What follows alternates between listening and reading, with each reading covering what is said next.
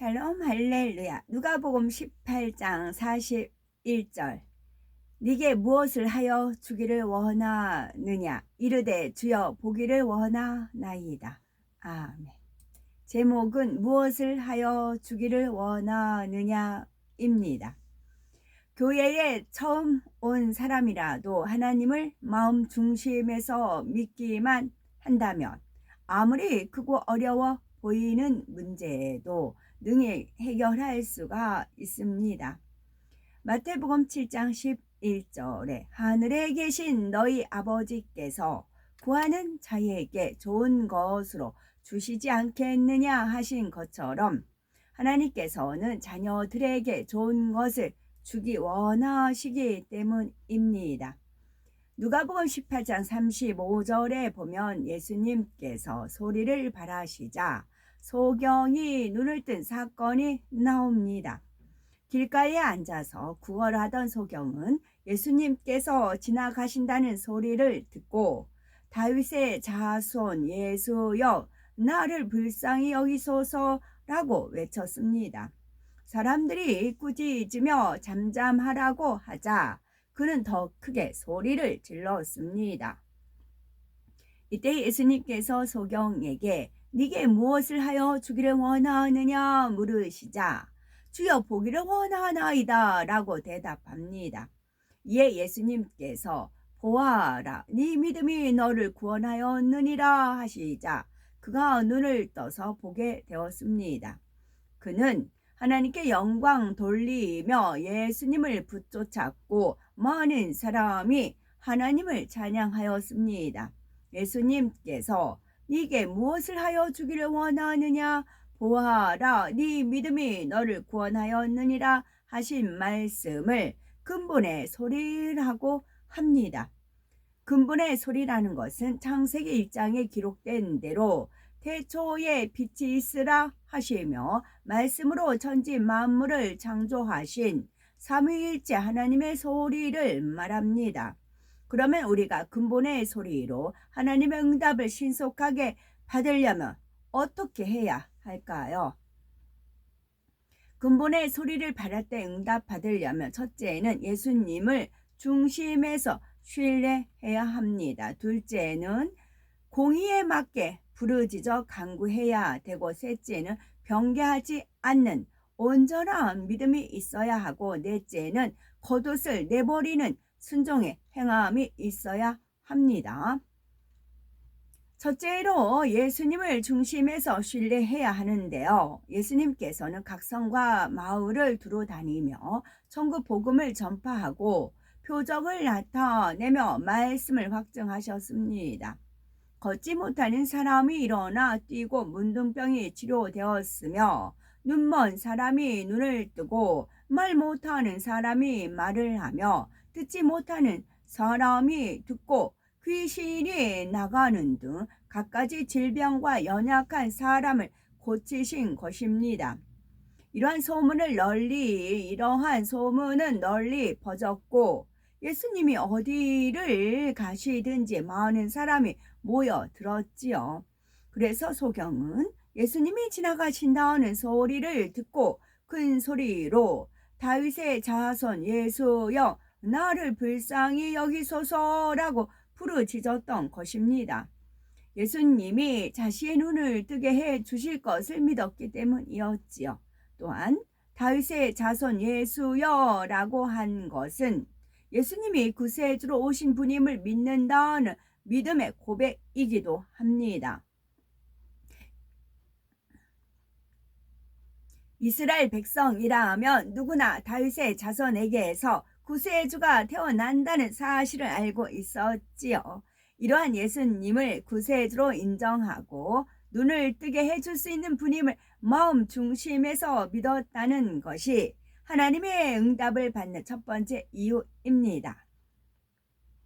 그는 비록 눈이 멀어 앞을 볼 수가 없지만 예수님에 대한 소문을 많이 들었습니다.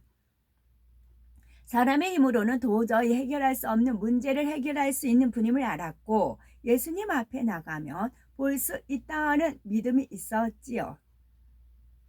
믿음은 들음에서 난다는 로마서 10장 17절 말씀처럼 마음이 선했기에 소문을 듣고 믿었던 것입니다. 둘째, 공의에 맞게 부르짖어 간구해야 합니다. 태어나면서부터 눈먼 사람은 왜 다윗의 자손 예수여 나를 불쌍히 여기소서라고 큰 소리로 부르짖었을까요? 창세기 3장 17절을 보면 하나님께서 아담에게 내가 너더러 먹지 말한 나무 실과를 먹었은즉 땅은 너로 인하여 저주를 받고 너는 종신토록 수고하여야 그 소산을 먹으리라 하셨습니다. 사람의 시조인 아담이 선악과를 먹기 전에는 수고하지 않아도 하나님께서 공급해 주시는 것으로 풍족하게 살았습니다. 그러나 불순종하여 선악과를 먹은 후에는 죄가 들어오고 육의 사람으로 전락하여서 땀 흘려 수고해야 먹을 수가 있게 되었지요. 그것이 바로 하나님께서 정하신 공의이므로 우리가 하나님으로부터 응답받기 위해서도 땀을 흘려야 합니다. 즉 마음과 뜻과 정성을 다해 부르짖어 기도하는 수고를 해야 응답받을 수가 있는 것이죠. 에레미야 33장 3절에 너는 내게 부르짖으라 내가 네게 응답하겠고 네가 알지 못하는 크고 비밀한 일을 네게 보이리라 하였고 누가복음 22장 44절에는 예수께서 힘쓰고 애써 더욱 간절히 기도하시니 땀이 땅에 떨어지는 빗방울같이 되더라 하였습니다. 아무런 죄가 없는 예수님도 이 땅에 육신을 입고 왔기 때문에 하나님께서 정하신 공의에 맞도록 부르짖어 기도하셨지요. 하물며 사람의 능력으로 불가능한 문제를 응답받고자 한다면 어떻게 해야 하겠습니까? 따라서 소경이 응답받을 수 있었던 두 번째 이유는 공의에 맞게 부르짖어 구했기 때문입니다. 셋째로 변개하지 않는 온전한 믿음이 있어야 합니다. 어떤 사람은 하나님은 우리 중심을 아시기 때문에 소리내어 기도할 필요가 없다고 하는데 그렇지가 않습니다. 눈먼 사람도 사람들이 잠잠하라고 꾸짖었지만 더 큰 소리로 부르짖었습니다. 사람들의 말을 따르는 것이 아니라 간절한 심정으로 공의에 맞게 구하였지요.